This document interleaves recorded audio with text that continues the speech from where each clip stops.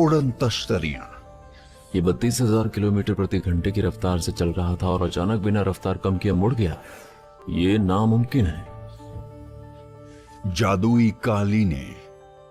कई कहानियों में किंग सोलोमन के पास एक एयरशिप थी और आग से घिरे हुए चक्के जो आसमान से उतरते थे।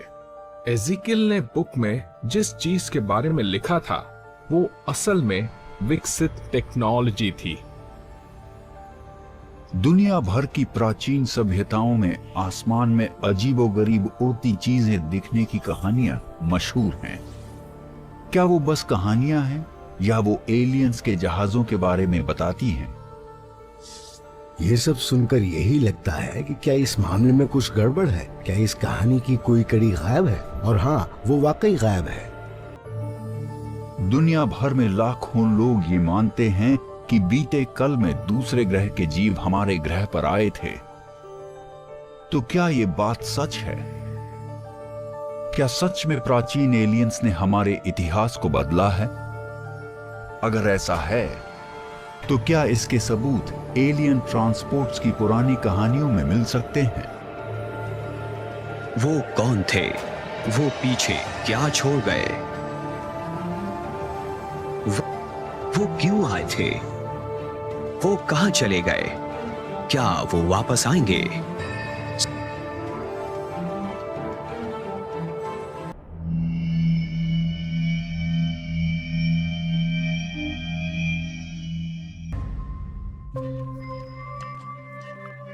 सकारा, इजिप्ट।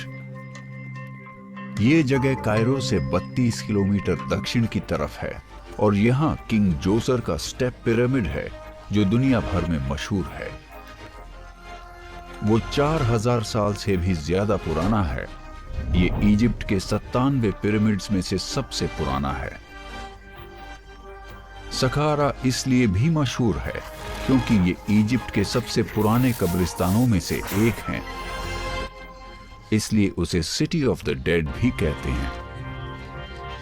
इसी जगह पर 1991 में फ्रेंच आर्कियोलॉजिस्ट को एक प्राचीन मकबरा मिला था जिसमें तीसरी ईसा पूर्व सदी के एक बड़े आदमी पा डी ईमन की कब्र बनी हुई थी।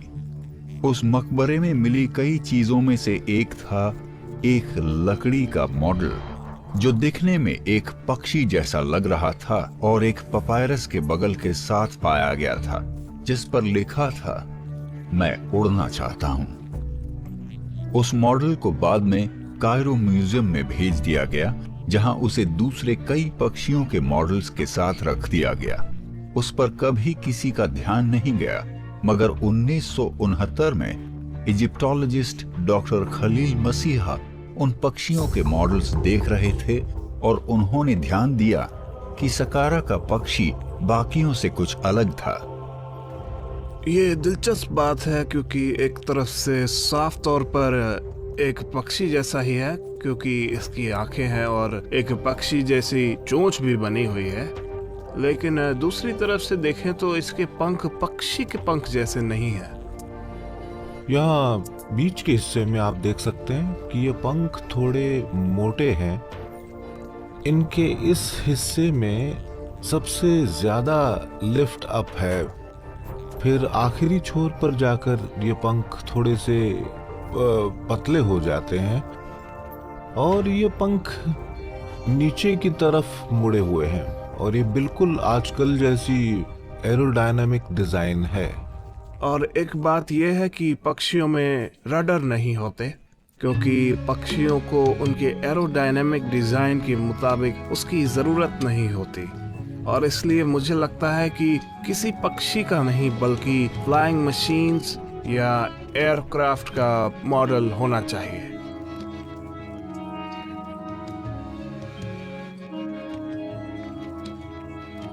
क्या प्राचीन वक्त के इजिप्ट के लोग उड़ने की काबिलियत रखते थे?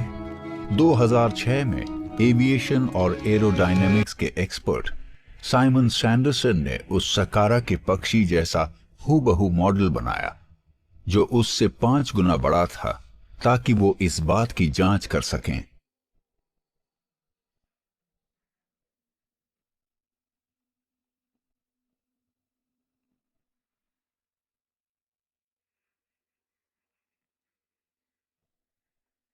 हमने उसकी रफ्तार एक जैसी रखी है। अब हम एंगल ऑफ अटैक बढ़ा रहे हैं और फिर हम देखेंगे कि उसके अंदर कितनी फोर्स पैदा हो रही है। इस तरह पता चलेगा कि उसमें उड़ने की कितनी काबिलियत है। 10 डिग्रीज पर इसमें 4 गुना वेट और लिफ्ट पैदा हो रहा है, यानी इतने में ये वाकई उड़ने लगता। क्या बात है। टेस्ट्स के मुताबिक सकारा का पक्षी एक बेहद विकसित ग्लाइडर है और आजकल यही डिजाइन इस्तेमाल होती है। सैंडरसन के टेस्ट्स के दौरान ये पाया गया कि सकारा के पक्षी को उड़ने के लिए बस एक और चीज की जरूरत थी, और वो ये कि उसमें बैलेंस बनाए रखने के लिए पीछे एक स्टेबलाइजिंग रडर या एलिवेटर चाहिए था। क्या ऐसा हो सकता है कि सकारा के पक्षी में कभी ये अहम हिस्सा भी था? इसमें यहाँ पीछे एक एलिवेटर होना चाहिए था, लेकिन अगर हम इसके इस हिस्से को करीब से देखें तो ऐसा लगेगा शायद पहले यहाँ एलिवेटर जैसा कुछ लगा हुआ था जो बाद में टूट गया होगा।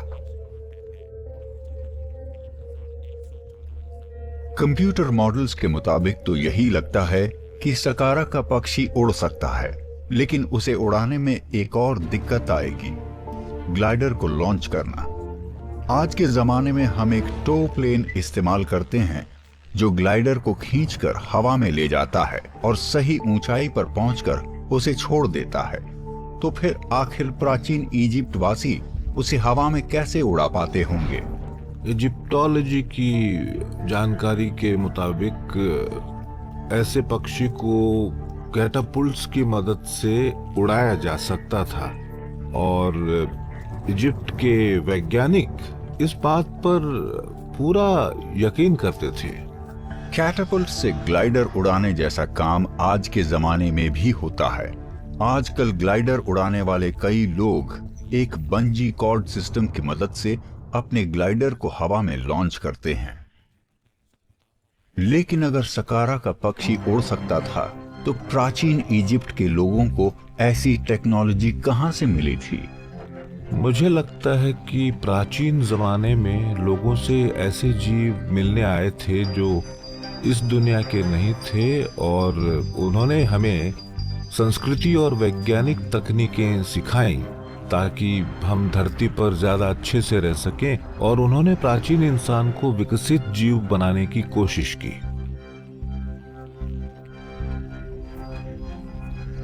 एक बात तो तय है कि हमारी हिस्ट्री बुक्स में जितना बताया गया है हमारे पूर्वज उससे कहीं ज्यादा अक्लमंद थे और टेक्नोलॉजी में भी काफी आगे थे हमसे। ये सब सुनकर यही लगता है कि क्या इस कहानी की कोई कड़ी गायब है, और हाँ, वो वाकई गायब है। मुझे लगता है इंसान अपने इतिहास का कोई अहम हिस्सा भूल गए हैं, जैसे कि हम सब एमनीशिया के शिकार हों। हमें याद नहीं कि हम असल में कौन और क्या हैं। मुझे नहीं लगता कि ऐसा कोई ठोस सबूत है जो ये साबित कर पाए कि यहाँ एलियंस आए थे, पर उनके ना आने का भी सबूत नहीं है, और ये मान लेना कि ऐसा हो ही नहीं सकता ये हमारी गलती होगी, इसलिए क्योंकि ऐसी कई बातें हैं जो हमारी समझ से परे। क्या सकारा का पक्षी सच में एक प्राचीन फ्लाइंग मशीन का मॉडल है? अगर ऐसा है तो क्या ये इस बात का सबूत है कि हमारे पूर्वजों ने एलियन टेक्नोलॉजी देखी थी? शायद इस बात के और सबूत एक सदियों पुरानी मैक्सिकन परंपरा को देखकर मिल सकते हैं जिसका नाम है the dance of the flyers. Delaware Lake, Wisconsin, 4 मई सन 1912। न्यूयॉर्क टाइम्स में छपी एक रिपोर्ट के मुताबिक 2 स्थानीय लड़कों ने एक बड़ी चौंकाने वाली खोज की थी। उन्हें एक प्राचीन कब्रों की एक श्रृंखला में 18 कंकाल मिले, जिनमें से हर एक की लंबाई 7 से 9 फुट थी। इन विशाल कंकालों को उन्होंने स्टेट हिस्टोरिकल म्यूजियम में जमा करवा दिया था, मगर कुछ लोगों का कहना है कि बाद में उन्हें स्मिथसोनियन इंस्टीट्यूशन ने अपने कब्जे में ले लिया था। दुनिया में बहुत सी जगहों पर लंबे तगड़े इंसानों की हड्डियां मिली हैं। यहाँ तक कि अमेरिका के उत्तरी पश्चिमी इलाके में भी वो उस तरह के जीव नहीं थे जिनके बारे में हम शरीर रचना शास्त्र की किताबों में पढ़ते हैं, बल्कि खबरों में भी उनकी चर्चा नहीं होती। तो मतलब आम तौर पर उन्हें मिथक ही माना जाता है। इसकी एक बड़ी वजह ये हो सकती है कि उन जीवों का विकास यहाँ पृथ्वी पर नहीं हुआ था, वो हमारी दुनिया में कहीं और से आए थे। इन्हें देखकर यही लगता है कि ये ऐसी प्रजाति थे जो आधे दानव और आधे परग्रही थे, जिनका अस्तित्व लाखों साल पहले था। क्या ये कहा जा सकता है कि प्राचीन इंसानों ने परग्रहियों से शारीरिक संबंध बनाए थे और उनसे ऐसे बच्चे पैदा हुए जो महामानव थे?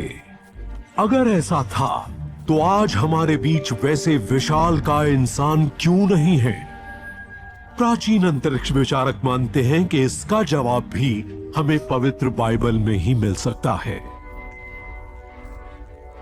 इंसान का जीन दूषित हो चुका था, इसलिए विधाता का पृथ्वी पर चल रहा वो प्रयोग भी विफल हो गया। मगर वो उन देव पुत्रों को यहां नहीं छोड़ सकते थे। तब उन्होंने एक दूसरी तरकीब निकाली और शायद उसी का नतीजा था वो विनाशकारी बाढ़।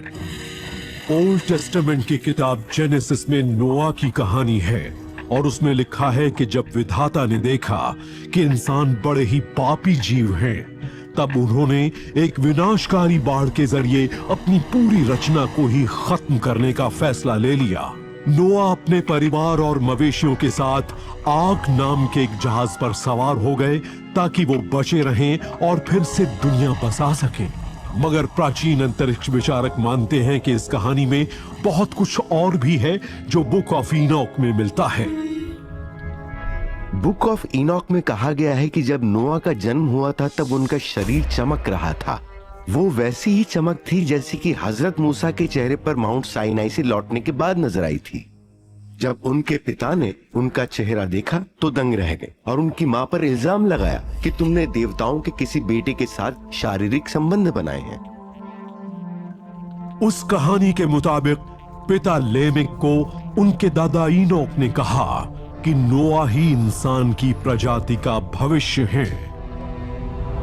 बुक ऑफ इनॉक में कहा गया है कि वो उस बच्चे को अपना बेटा मान ले, क्योंकि आसमान के विधाता इस दुनिया को एक विनाशकारी बाढ़ में खत्म कर देंगे और उसमें सिर्फ नोआ ही बच जाएंगे और उसी से नई दुनिया का निर्माण होगा। नोआ भी परग्रही और इंसान के बीच के ही जीव थे। अब चूंकि हम भी नोआ के ही वंशज हैं, इसलिए हम भी उनका हिस्सा ही हैं। इससे इंसान का विकास पूरी तरह से बदल गया।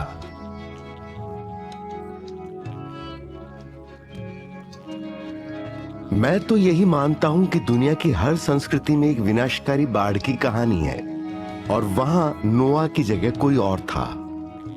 इस लिहाज से वो प्राचीन बाढ़ बड़ी अहम हो जाती है। उसकी वजह यह है कि उस बाढ़ के पहले की दुनिया बाढ़ के बाद की दुनिया से बिल्कुल अलग थी। दुनिया की हर संस्कृति में इस बात का जिक्र है कि बाढ़ से पहले की वो दुनिया टेक्नोलॉजी के लिहाज से काफी उन्नत थी, जिसमें पृथ्वी पर रहने वाले इंसान सितारों पर रहने वाले जीवों के संपर्क में थे। मगर ये सब इसलिए खत्म हो गया क्योंकि उनके संबंधों की वजह से सब कुछ दूषित हो गया था। क्या हम ये कह सकते हैं कि उस प्राचीन बाढ़ की बात न सिर्फ सही है, बल्कि उसी की मदद से परग्रहियों ने इंसानों की वो नस्ल ही खत्म कर दी जो जेनेटिक रूप से दूषित हो गई थी? अगर ये बात सही है तो क्या उसके बाद परग्रहियों और इंसानों के बीच शारीरिक संबंध भी नहीं रह गए थे? या परग्रही उसके बाद भी हमारे डीएनए के साथ प्रयोग करते रहे थे? Mount Olympus, Greece. यहीं पर ओलंपियंस के नाम से विख्यात यूनानी देवता रहते थे। प्राचीन यूनानी कहानियों के मुताबिक ओलंपियंस अक्सर माउंट ओलंपस से नीचे आते थे और इंसानों के जीवन में दखल देते थे। उन्हें काम के हुनर सिखाते थे, जैसे कि आग कैसे जलानी है या हथियार कैसे बनाने हैं, और वो उनके साथ सहवास भी करते थे। इस बात से जुड़ी बहुत सी कहानियां हैं जिनमें कहा गया है कि ज़ूस ने बहुत सी औरतों के साथ शारीरिक संबंध बनाए थे और उनसे ही बड़े असाधारण बच्चे पैदा हुए थे। मिसाल के तौर पर हेरक्लीस, जो हरक्यूलिस के नाम से भी जाना जाता था, वो भी ज़ूस का ही बेटा था। उसकी माँ अल्कमीनी इंसान की औलाद थी। ज़ूस उनके पास सोने की बरसात के रूप में पहुंचे थे। उससे ही वो गर्भवती हो गई और बाद में एक महानायक हरक्यूलिस को जन्म दिया। देवताओं और इंसानों के बीच के इन शारीरिक संबंधों का एक अहम पहलू ये भी था कि उसके बाद औरतें ज्यादातर मामलों में गर्भवती हो ही जाती थी। देवताओं और इंसानों के इस तरह के संबंधों की एक बड़ी मशहूर कहानी ज़ूस और लीडा की है, जिनके सहवास के बाद ट्रॉय की हेलेन का जन्म हुआ था, उस औरत का जिसकी खूबसूरती की वजह से ट्रोजन का युद्ध हुआ। ज़ूस एक हंस के रूप में आए और लेडा को बहकाया, जो मां बनी। सच तो यह है कि लेडा ने एक हंस के साथ सहवास किया था। भले ही वो ज़ूस थे, इसलिए हेलेन का जन्म भी एक अंडे से ही हुआ। ट्रॉय की हेलेन का जन्म एक अंडे से हुआ था। अब इसका क्या मतलब हुआ? प्राचीन अंतरिक्ष विचारकों की नजर से देखें तो हम ये कह सकते हैं कि ट्रॉय की हेलेन असल में एक हाइब्रिड नस्ल की थी और उसका जन्म भी उस इंक्यूबेशन टैंक में ही हुआ था, जिसके बारे में आज की दुनिया में परग्रहियों का शिकार बनने वाली औरतें कहती हैं। मेरे लिए तो ये बड़ी दिलचस्प बात है कि हम इसकी तुलना एक परग्रही घटना से करें। हालांकि ज्यादातर लोग तो यही मानते हैं कि ओलंपियंस सिर्फ मिथकीय देवता थे, मगर प्राचीन यूनानी उन्हें असली मानते थे। ये बात सन 1870 में और भी पुख्ता हो गई, जब जर्मन पुरातत्व शास्त्री हाइनरिक श्लीमान ने इस बात के सबूत ढूंढ निकाले कि ट्रॉय एक असली जगह थी। जैसे जैसे हमारे पुरातत्व का विकास हुआ, वैसे वैसे कई यूनानी मिथक सच साबित होने लगे। ऐसे में हम जानबूझकर रिसर्च में ये बात क्यों शामिल कर लें कि देवताओं से जुड़ी हर बात सही नहीं हो सकती, जबकि हम दूसरी बातों को तरह तरह के प्रयोगों से मिले आंकड़ों से सही साबित कर रहे हैं। अगर वो देवता सचमुच उस दौर में थे और उस जमाने के कई लोग वाकई उन ज्यादा समझदार जीवों के सीधे संपर्क में थे, तो क्या ऐसा हो सकता है कि ओलंपियंस सिर्फ मिथकीय देवता ही नहीं थे, बल्कि वो परग्रही जीव भी थे? प्राचीन अंतरिक्ष विचारक मानते हैं कि यूनानी कहानियां सिर्फ मिथक भर नहीं हैं। सबूत के तौर पर वो उन कहानियों की ओर इशारा करते हैं जो वहां से हजारों किलोमीटर दूर की एक संस्कृति की है। Jiangsu province, China. यहीं पर हान साम्राज्य के संस्थापक का जन्म 247 ईसा पूर्व में बड़ी रहस्यमय परिस्थितियों में हुआ था। लू बांग, जो बाद में सम्राट गाओ के नाम से मशहूर हुए, उनके बारे में कहा जाता है कि वो एक पारलौकिक शक्ति से पैदा हुए थे। उनकी माँ, जो उस वक्त गर्भवती नहीं थी, वो बारिश में फंस गई। बहुत तेज बिजली कड़क रही थी और हवा भी बहुत तेज थी। तब वो ऊंट के लिए एक पुल के नीचे भाग गईं। और जब उनके पति उनकी मदद के लिए गए तो देखा कि एक ड्रैगन उनके ऊपर मंडरा रहा है। उसके बाद ही उनके गर्भ में लू बांग आ गए। उनका रूप भी एक ड्रैगन से काफी मिलता जुलता था। बहुत से लोग कहते थे कि वो आधे ड्रैगन थे और आधे इंसान। इतना ही नहीं, कई दूसरे मामलों में भी लू बांग बड़े ही असाधारण थे। वो एक किसान परिवार से थे। उस जमाने में कोई सोच भी नहीं सकता था कि एक किसान का बेटा देश का राजा बन सकता है। लू बांग ने हान चीन की स्थापना की, जो चीन का सबसे बड़ा साम्राज्य बना। इसी वजह से ऐसा माना जाता था कि वो बच्चा न सिर्फ एक इंसान की औलाद था, बल्कि उसके गर्भ में आने के वक्त वो जो भी उड़ने वाली चीज थी उससे ही उसका असली वजूद बना था। उस जमाने में आसमान में उड़ने वाले ड्रैगन्स की बात कही जाती थी, जिन्हें देखकर तो यही लगता था कि वो असल में आज के हमारे उड़ने वाले यानों जैसे थे। आग उगलते, विशालकाय और तेज आवाज में दहाड़ने वाले। कहीं ऐसा तो नहीं कि वो जो उड़ने वाला ड्रैगन था वो असल में आग उगलने वाला या फिर तेज रोशनी वाला एक परग्रही यान था जो उसके ऊपर मंडरा रहा था और उसमें आए परग्रहियों से ही वो गर्भवती हो गई।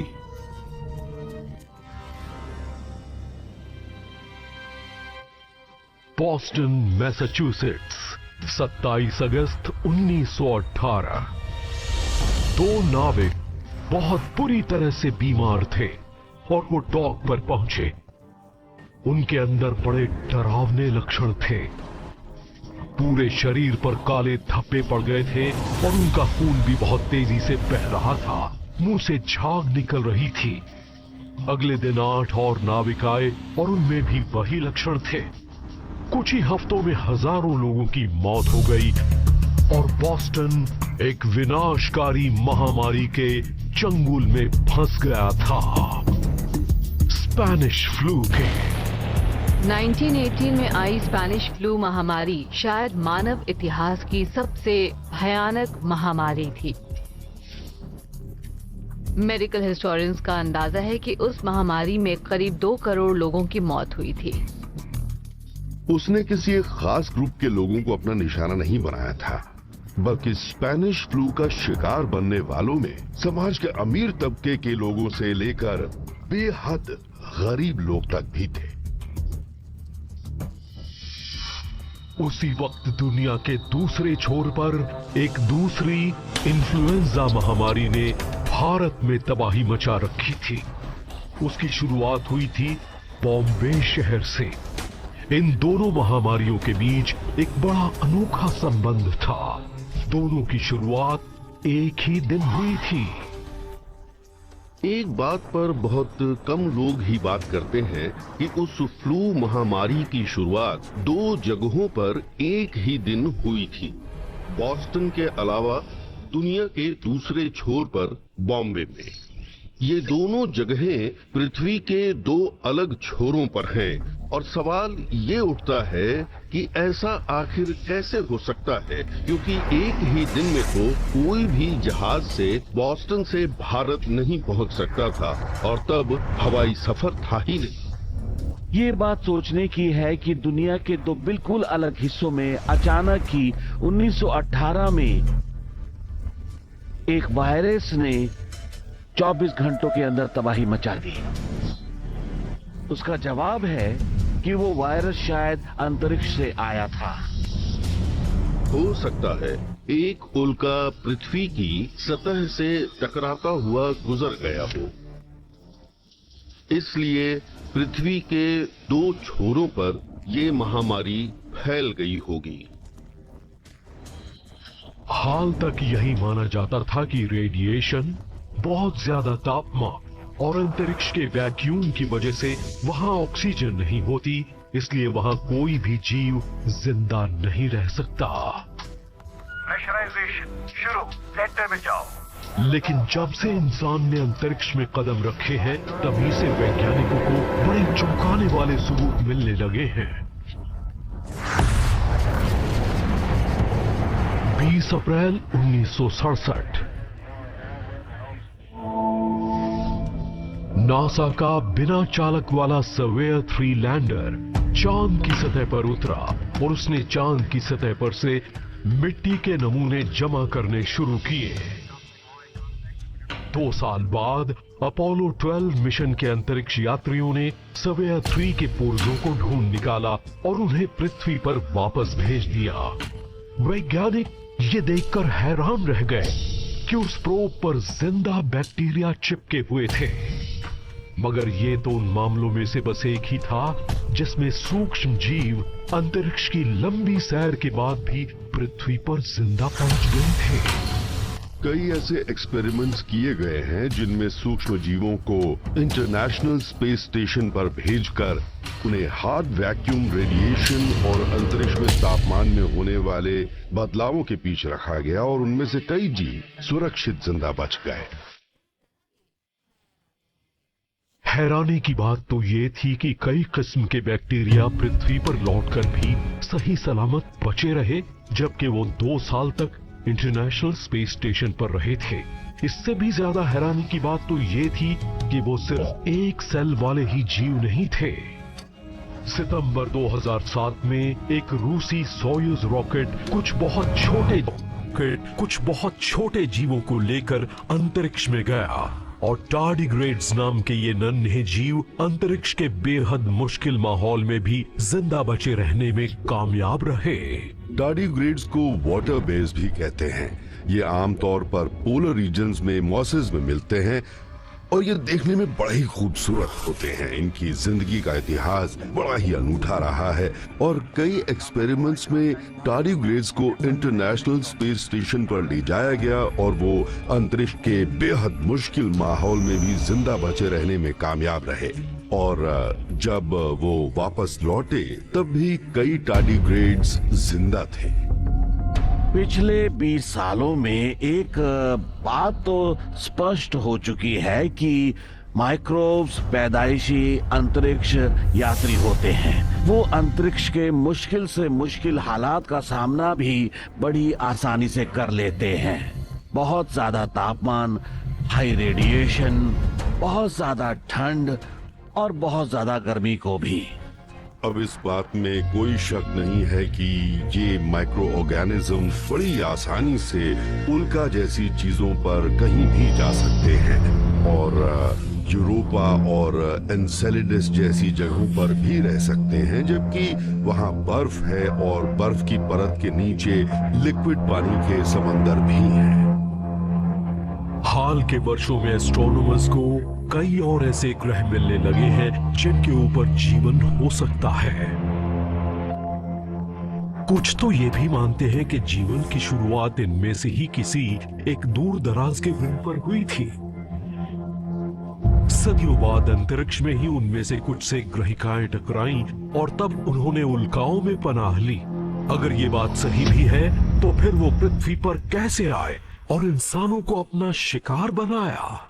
हम ये बात बहुत अच्छी तरह से जानते हैं कि सौर मंडल की बहुत सी चीजें लगातार पृथ्वी पर बरसती रहती हैं और हो सकता है कि वो अपने साथ मुर्दा या शायद जिंदा जीव भी लाती हैं और पृथ्वी के वायुमंडल के अंदर आने के बाद समंदरों, झीलों या पानी के दूसरे स्रोतों में पहुंच जाते हैं। क्या ये कहा जा सकता है कि उनकी ही वजह से ऐसी महामारियां फैली जिनमें लाखों लोग मारे गए? 2007 में रिसर्चर्स की एक इंटरनेशनल टीम ने स्पेन के सियरा नेवाडा पहाड़ों पर एक रिसर्च फैसिलिटी बनाई ताकि आसमान से गिरने वाले सूक्ष्म जीवों से जुड़े आंकड़े जमा कर सके, मगर उन्हें क्या मिला आज तक कोई नहीं जान पाया।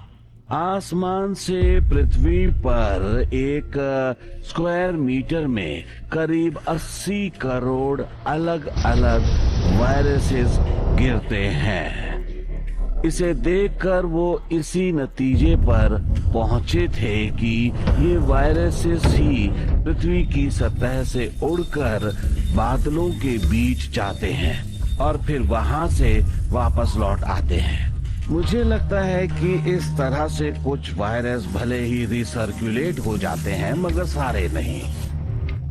और ये इस बात की बहुत अच्छी मिसाल है कि विज्ञान ने हमें पूरी ईमानदारी से नतीजे नहीं बताए थे। पृथ्वी पर हर स्क्वायर मीटर में गिरने वाले करीब 80 करोड़ वायरसेस में वो वायरसेस भी शामिल हैं जो बाहर से आते हैं। हालांकि कुछ वैज्ञानिक मानते हैं कि पृथ्वी पर जीवन की शुरुआत असल में उन सूक्ष्म जीवों से हुई थी जो उल्काओं के साथ पृथ्वी पर आए थे। इस थ्योरी को पैनस्पर्मिया कहते हैं, लेकिन इससे भी ज्यादा कंट्रोवर्शियल थ्योरी तो है डायरेक्टेड पैनस्पर्मिया।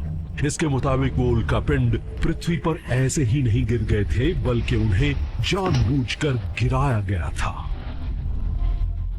अगर मैं किसी परग्रही प्रजाति का होता तो मैं किसी दूसरे ग्रह पर अपनी बस्ती बसाने की कोशिश करता,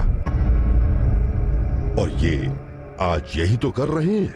हम भी इंसानों को चांद पर भेज रहे हैं, इंसानों को मंगल ग्रह पर भेजना चाहते हैं। अगर उन्होंने भी ऐसा ही किया हो तो क्या ये नहीं हो सकता कि प्राचीन परग्रहियों ने पृथ्वी पर कंप्लीट लाइफ फॉर्म्स नहीं बल्कि सब माइक्रोस्कोपिक लाइफ फॉर्म्स भेजे हों?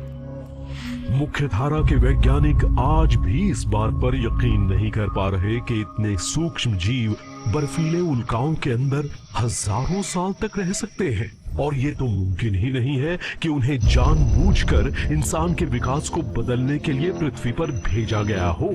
लेकिन कुछ वैज्ञानिकों का कहना है कि इस बात के सबूत तो पृथ्वी पर भी उन जगहों पर मिल सकते हैं जहां हालात उन उल्काओं जैसे ही होते हैं, ग्लेशियर्स के अंदर। मगर सवाल यह है कि उन्हें पेम्बरटन ग्लेशियर के अंदर किस तरह के जीव मिल सकते हैं। क्या इन उल्कापिंडों के अंदर हमारी उम्मीद से कहीं ज्यादा जीव रहते हैं? और अगर रहते हैं तो कहीं वो उस ब्रह्मांड के बाय प्रोडक्ट तो नहीं जहां तरह तरह के जीवों का बसेरा है? या फिर ये किसी बड़े स्ट्रेटेजिक प्लान का हिस्सा है, एक ऐसे प्लान का जो मनुष्यों के विकास को बदलना चाहता था? द ग्रैंड कैनियन, अमेरिका के दक्षिण पश्चिम में ये घाटी 445 किलोमीटर लंबी और करीब 1.5 किलोमीटर गहरी है। इसका बहुत बड़ा हिस्सा सबसे अलग थलग है, जहां शायद ही कोई आता जाता हो। 1909 में G.E. किनकेड नाम का एक एक्सप्लोरर कोलोराडो रिवर पर बोट लेकर इस घाटी से गुजर रहा था जब उसने देखा कि कैनियन घाटी की पूर्वी दीवार पर कुछ निशान हैं। उसका कहना था कि जब उसने रुककर उन्हें करीब से देखा तो उसे एक एंट्रेंस दिखाई दी जो आदमी की बनाई हुई एक गुफा जैसी लगती थी। किंकेड ने जो देखा वो उन्हें एक बहुत पुरानी सोने की खान जैसी लगी। जब वो उसे देखने के लिए उस घाटी की दीवारों पर चढ़े तो उन्हें पता चला कि वो कोई पुरानी खदान नहीं है, बल्कि घाटी के किनारे कटे हुए रूम्स और टनल्स की भूल भुलैया है जो सैकड़ों हजारों फुट अंदर गहराई तक जाते हैं।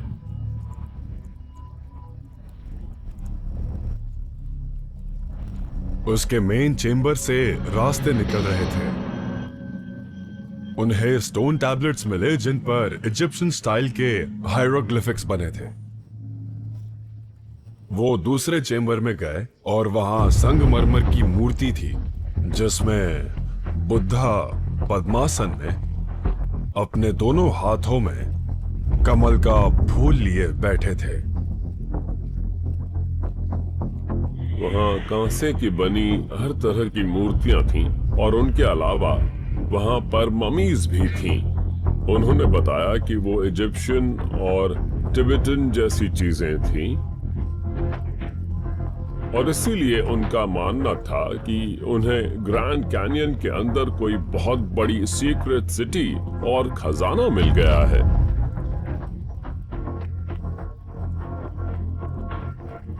बताया जाता है कि अपनी शानदार खोज की खबर फैलाने के लिए बेचैन किनकेड फीनिक्स की तरफ निकल पड़े, जहां उन्होंने लोकल न्यूज़पेपर के एक रिपोर्टर को अपनी कहानी सुनाई।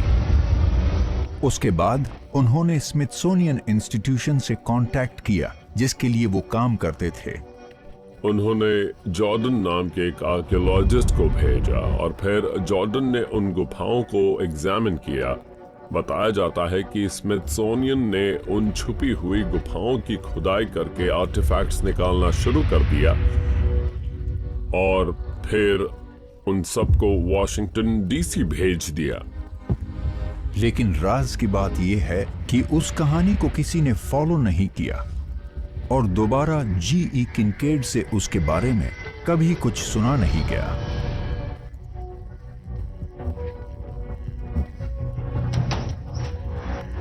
कहते हैं कि उन गुफाओं को बंद कर दिया गया था, उनके ऊपर मेटल डोर्स और गेट्स लगा दिए गए। अब नेशनल पार्क का कहना है कि उन्हें इन गुफाओं या उनके एंट्रेंसेस के बारे में कुछ नहीं पता। और अगर आज आप स्मिथसोनियन से बात करें तो वो कहते हैं कि उन्हें ऐसा कुछ नहीं पता कि ग्रैंड कैनियन में सीक्रेट सिटी थी या जॉर्डन नाम के किसी आर्कियोलॉजिस्ट ने स्मिथसोनियन के लिए काम किया था। असल में ये बात कि ग्रैंड कैनियन में कोई सीक्रेट सिटी थी हिस्ट्री से बिल्कुल गायब हो चुकी है। ऐसा कैसे हुआ कि इतनी शानदार कहानी जो एरिज़ोना गजेट में 1 महीने के अंतराल में 2 आर्टिकल्स में छपी और फिर उसे अचानक ड्रॉप कर दिया गया? क्या किनकेड किसी कवर अप के शिकार हो गए थे? और अगर ऐसा है तो ऐसा क्या था जिसे अमेरिकी सरकार लोगों से छुपाना चाहती थी? उनके अपने डिस्क्रिप्शन के हिसाब से किनकेड की गुफा ग्रैंड कैनियन के एक दूर दराज इलाके में है जहां कोई नहीं पहुंच सकता। और चूंकि इस खतरनाक इलाके में जाने के लिए सरकारी परमिट लेना पड़ता है, इसलिए बहुत ही कम लोग उस इलाके में जा पाए हैं जहां ये गुफा मिली थी। अगर वाकई अमेरिका में ऐसे आर्टिफैक्ट्स हैं जो इजिप्ट या ओरिएंट के हैं और वो हिस्ट्री से पहले के हैं जैसा हमें पता है, तो वो सारी चीजें बदल जाएंगी जो हम अपनी हिस्ट्री के बारे में जानते हैं। हमें अपनी हिस्ट्री दोबारा लिखनी पड़ेगी। क्या ऐसा हो सकता है कि G.E. किनकेड को ग्रैंड कैनियन की गुफा में वाकई इजिप्ट और ओरिएंट की कलाकृतियां मिली थीं? और अगर ऐसा है तो वो यहां तक कैसे पहुंची? कुछ प्राचीन एस्ट्रोनॉट थियरिस्ट मानते हैं कि इसका जवाब दक्षिण पश्चिम के नेटिव अमेरिकन ट्राइब्स की कहानियों को खंगालने से मिल सकता है, जो ये कहते हैं कि ग्रैंड कैनियन और स्टार बीइंग्स एक दूसरे से जुड़े हैं। होपी के अनुसार जहां उनके पूर्वज रहते थे, वहां एक भयानक दुर्घटना होने के ठीक पहले स्टार बीइंग्स उन्हें सुरक्षित जगह पर ले गए थे। नेटिव अमेरिकन्स आकाश में उड़ती हुई किसी चीज का दिन रात पीछा करते करते ग्रैंड कैनियन तक गए जहां उन्हें शरण मिली। होपी का मानना है कि उन्हें एक अंडरग्राउंड या भूमिगत शहर में ले जाया गया था, जहां उन्हें पाला पोसा गया और उन्हें एक के बाद एक लेवल्स के थ्रू आगे बढ़ाते हुए धरती की सतह पर लाया गया। वो एक गड्ढे से बाहर निकले जिसे सिपापू कहते हैं। होपी नेशन के लिए ये एक पवित्र जगह है। हमें पता है कि ग्रैंड कैनियन में सिपापू जैसी एक जगह है। ये हमारा ईडन गार्डन है जहां से इस दुनिया की शुरुआत हुई थी। ग्रैंड कैनियन की हमारे दिलों में बहुत इज्जत है, क्योंकि यही वो जगह है जो पिछली तबाही के बाद आज की दुनिया में सामने आई है। होपी के ही बुजुर्गों ने हाल ही में बताया कि ग्रैंड कैनियन उनके सीपापू की जगह है, जिसकी वजह से कुछ लोगों ने सवाल उठाया कि कहीं ये वही गुफा तो नहीं जिसके ढूंढने का दावा G.E. किनकेड ने 1909 में किया था। लेकिन वो एग्जैक्टली कहां है, ये बात एक रहस्य बनी हुई है। माना जाता है कि ग्रैंड कैनियन की इस अंडरग्राउंड सिटी का एंट्रेंस उस ईस्टर्न हिस्से के उन ढलानों में है। वहां पर हम नीचे देखने के लिए घाटी के किनारे तक जा सकते थे, लेकिन ग्रैंड कैनियन के इस एरिया में ये चट्टानों से सीधा सैकड़ों फुट नीचे जाती हैं। इस बात में क्या है, ये ठीक से देख पाना करीब करीब असंभव है। क्या दूसरी दुनिया के लोग वाकई प्राचीन काल के नेटिव अमेरिकन को ग्रैंड कैनियन के इस इलाके में ले जा सकते थे जहां जाना तकरीबन नामुमकिन था? किनकेड की गुफा असल में है भी या नहीं, ये एक रहस्य बना हुआ है। लेकिन कुछ प्राचीन एस्ट्रोनॉट थियरिस्ट्स मानते हैं कि दूसरी दुनिया से जुड़े होने के पुख्ता सबूत आज भी यहां से हजारों किलोमीटर दूर अमेरिकन मिडवेस्ट में मिल सकते हैं।